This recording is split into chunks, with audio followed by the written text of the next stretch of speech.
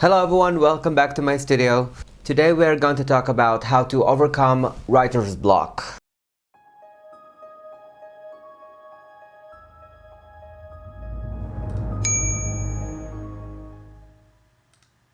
My concept of writer's block is not that you don't actually know what you want to tell, but it's like when you get stuck in the smallest details, when you don't exactly know what the character will do or what's happening. Usually when I write a story, I get some concepts about the scenes that I want to see in the whole story. So I imagine it like a star chart. So each star is a big scene, but I don't know how to connect those two stars into a logical way of a story. So I get a lot of time stuck between I have this scene and I have this scene, but I have no idea what's happening in the middle. And usually they have nothing to do in common, but I know that my character will, for example, talk to a man in a romantic way. And I know that on the other end, this character will be kidnapped and talk to an old woman. So I'm trying to figure out like what the hell is happening here and how I'm going to connect these two dots together. So what I do is I imagine what my character will probably do in a sense of what is her personality, and then I go from that. But you have specific scenes that you want to connect together. So if you want to figure out how to connect those scenes together, you need to think about what is logical for the inner world of the story. And a lot of times we actually use people from our lives, or people that we know, or people that we think that we know, to imitate those characters, because we know the characters pretty well, but a lot of times it's kind of hard to place that on paper. So what you need to do is actually think, what would that person do in this situation? And then try to think, okay, this girl would act in a certain way, so that means that this will probably happen. So you actually, what you do is like, you have this scene and you have this scene. So you need to think, this character will act according to this, maybe that. So then you actually go forward and think, okay, what are my options from these 3 points? And then you think about the other options that you have, and then you see what is the most logical for the inner world of the story to get from this point to this point. And once you have that idea of what's happening, you can actually write a better story because it makes sense to the character and to the inner world. Use the logical way for the inner world of the story, not what you think or what you want to see or what you think is cool. Because when you do it according to the character, it gives it more volume and a bit more realness. Even if it's magical, even if it's whatever, everybody has a personality, everybody has specific guidelines and moral codes and concepts of what is correct and what I would do, what I wouldn't do, blah, blah, blah. So use that to motivate the characters in your story.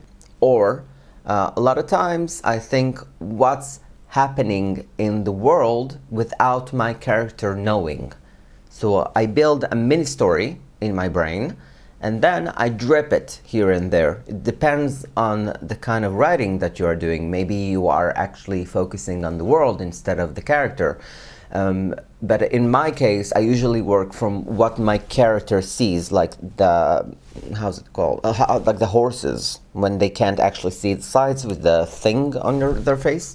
So it really depends on your writing, but I usually invent like a small story for the world, and then it impacts my character in smaller ways, in interesting ways, but it's not literal. You don't actually know what's happening besides what my character actually sees. In my brain, it's like I wrote the first book and now I have an idea for the second one, but I only know like 5 scenes from the whole book. So I'm trying to figure out what makes sense in that world and how to create that line of thought. So what I do is this.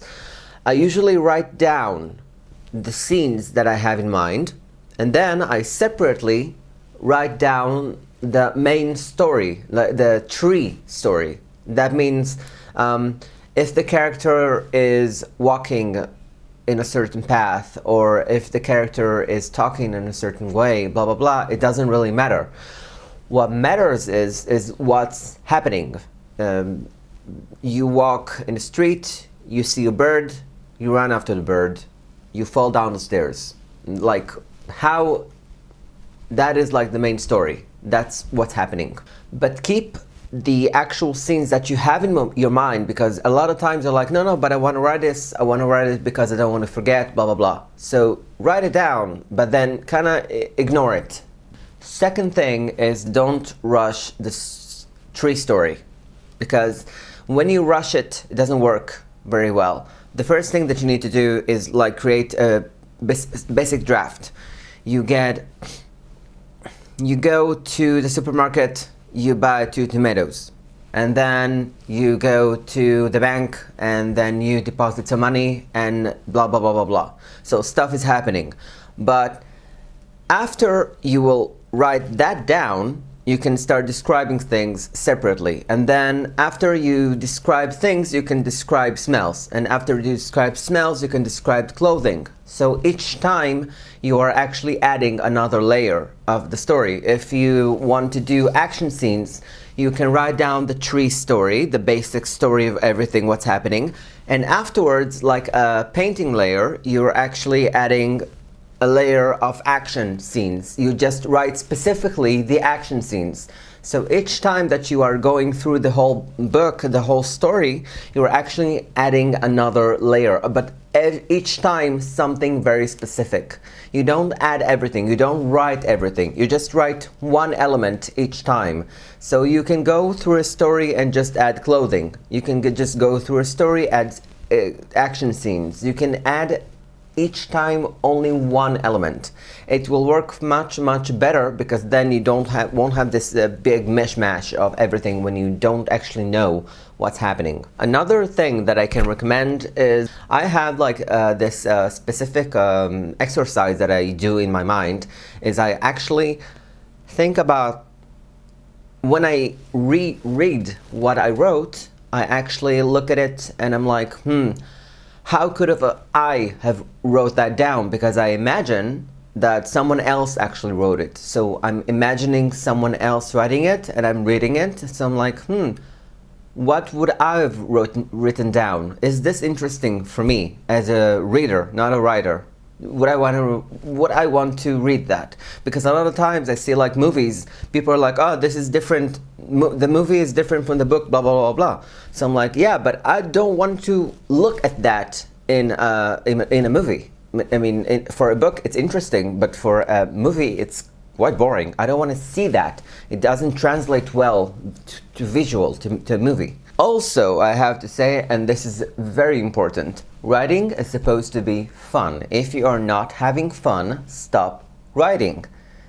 Every form of art, every form of being creative is supposed to be fun. If you are not having fun, stop doing it. Now, even if, let's say you are a terrible writer, but you are having fun doing it, keep at it, because it doesn't matter if you're good at it or you're bad at it. It just matters that you are having fun creating it, because if you are not having fun creating something, you shouldn't be creating it in the first place. The last thing that I can actually recommend is, if you are stuck at something, you don't know what to do with it, you don't know how to push it forward, the best thing sometimes you can do is actually take the whole file, if you are writing it on the computer, and just delete it, and then start from scratch. But I'm saying like delete it, not put it aside, not put it in a folder, not put it on somewhere, and not sending it to friends, nothing. Just take it as is and totally delete it, and then go into the recycle bin and delete it totally. Why?